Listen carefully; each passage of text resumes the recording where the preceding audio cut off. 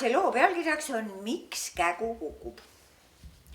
Mitte ei tea, kaua sellest aega mööda läinud on, millal kägu kukkuma hakkas. Aga ammu pidi see küll olema. Sest minu teada juba vanad eestlased olevat kägu kukkumas kuulnud. No, kuid kunagi enne seda oli ikkagi veel aeg, kus kägu ei kukkunud ja ei teinud üldse häält. Oli lihtsalt tumm lind. Tegelikult oli kägu teiste lindude peale kade. Lendas, hoidis kõrvad lahti, kuulatas. Ühed linnud sidistavad, teised sädistavad. Kuulatas, kolmandad linnud liiritavad, neljandad lõõritavad. Kuulatas veel, viiendad vilistavad, kuuendad kudrutavad, seitsmendad säutsuvad, kaheksandad kraaksuvad. Ja igal linnul oma laul, ainult tema kägu ei saa suudki lahti. Või kui saabki, siis mitte laulmiseks, vaid hoopis söömiseks, sest et talle maitsesid väga hästi need rasvased röövikud. Käol hakkas oma laulu hääle puudumise pärast endast hirmsasti hale. Isegi mõne pisara poetas ta puuoksalt alla sambla sisse. Aga nutmisest polnud kasu, ei toonud see talle laulu häält. Siis aga käis läbi metsa suur uudis, et metsa on tulnud kaupmees, kes kaupleb selliste ilusate asjadega nagu kuupaiste, lillelõhn ja muuseas ka linnukeeled. Kägu nii kui sellest kuulis, läks kohe ja otsis kaupmehe üles. Ajas oma noka päärani ja osutas tiiva otsaga suhu. Et katsugu kaupmees ometi aru saada, häält ei ole, tahaks saada endale ilusa laulu hääle. Kuid kaupmees ei taibanud midagi, küsis ainult.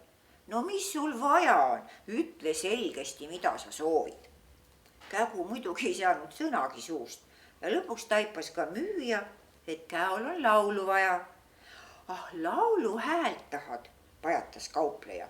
Ja, olid mul kunagi müügil head hääled. Aga ära andsin kõik puha. Juba ammu aega tagasi ostsid teised linnud need kõike näed ära.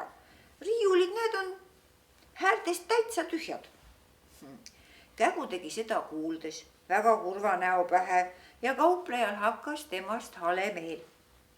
Kaupmees ütles siis, et hea küll, Kägu, oota, ära nüüd kurvasta. Asi ei ole meil päris lootuseta. Ma saadan tellimuse linnuhäälte tehasesse. Läheb aega, mis läheb, aga küll sa hääle kätte saad. Kuidas sul see aadress on, kus sa elad, kuhu saata hääl? Kägu vaatas häbelikult maha. Ma küsin ju, et kus su pesa asub, et seda on vaja teada, muidu ei saa postimees, kuller sulle häält kohale tuua, nõudis kaupmees. Kägu oli vait ja laiutas tiibu, mis pidi tähendama, et polegi tal pesa. Kaupmees aga arvas, et Kägu on tumm ja ei suuda talle oma kodu asukohta selgeks teha ja viipas enda juurde juhuslikult mööduva tihase. Nii, tihane tunnistas Kägu, poetas maha suus oleva sääse, pani sellele jala peale, et see ära ei lendaks ja säutsus siis kaupmehele. Kuule, see on üldse ilma elukohata isike. Pole tal pesa ega midagi. Oma munadki muneb võõrasse pessa.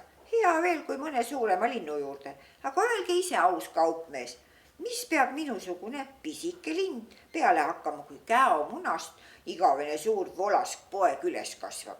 Ta ju kukutab mu omad pojad pesast maha. Paras, et sihukesel pole laulu häält. Ütles, haaras sääse uuesti nuka vahele, lendas koju poegi toitma. Kaupmees kõigutas laitvalt pead. Niisugune sa siis oledki, vaikija, muudkui aga tasa ja vaikselt ilma häält tõstmata muna võõrasse pessa panna. Ja kui linnud su oma poja välja on haudunud, siis see kukutab teised üle pesa ääre välja. Kuule, sellisele peaks just sellise hea valju hääle andma, et kõik kuuleksid, Kägu on ligidal. Mis häält sulle siis tellida? Jämedat või peenikest? Pikka pajatust või lühikest lugu? Kindlasti lühikese. sest kes Käole pika loo selgeks õpetab, kui ta ilma ema-isa nägemata võõras pesas üles kasvab. Ja kaupmees kirjutas niisuguse tellimiskirja. Linnuhäälte tehasele. Palun välja saata üks hästi vali linnulaul ja see olgu nii lühike kui võimalik. Kätte saata linnule, kelle nimi on Kägu. Tal endal pesa ei ole, aga leida võib teda segametsast. Läks aega, mis läks. Aga saigi Kägu mõne aja pärast lauluhääle. Hästi lühikese ja valju. Ei tea, kas ta seda ka vääris. Päris ilus küla oli sellel häälel. Maksma läks see kõik kokku 3 suurt ja 5 väikest sitikat, 7 sääske ja 8 kärblast. Odavalt sai. Ja Kägu hüüab ning hõiskab kogu sooja suve alguse ikka kukku ja kukku. Just kui ähvardaks väikeste lindude poegi. Aga pärastpoole, kui oder hakkab pead looma, jääb vait, sest teistel lindudel on pojad juba kõik suured. Rahvas ütleb siis, Kägu enam ei kuku, talle läks odraokas purku.